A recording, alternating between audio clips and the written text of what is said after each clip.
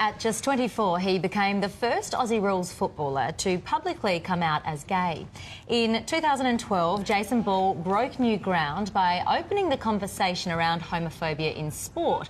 And since taking a stand, he's been highlighting the impact of discrimination in the LGBTI community.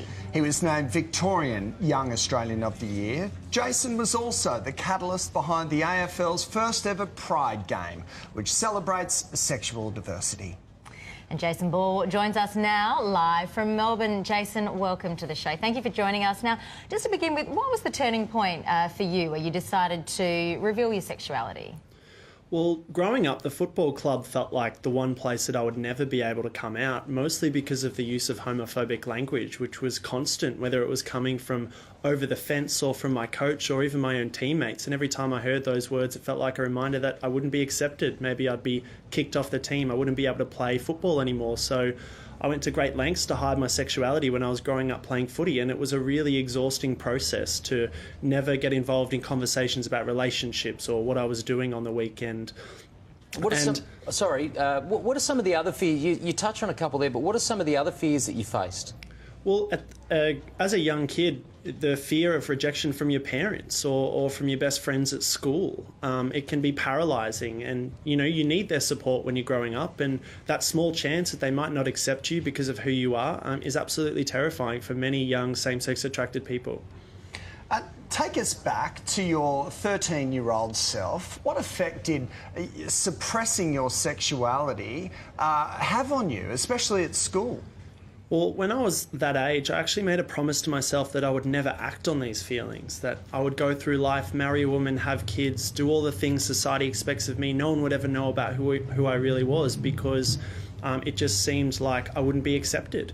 And at the end of the day, it pushed me to a really dark place. All of that self-loathing and fear and hiding pushed me to the edge, and I was really lucky that in the end people didn't think less of me. My friends accepted me, my family accepted me, and even my football teammates accepted me, which was such a positive story that I wanted to get out there.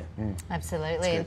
Jason, you're passionate about speaking to other young students about sexuality. What's been the response from students?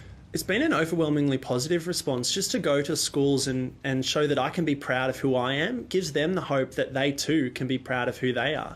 And I've had a number of young people come up and talk to me or shoot me an email after a presentation at a school to say that hearing my story of coming out within the world of sport gave them the courage to come out to their friends, to their parents even, or in some cases even their sporting team.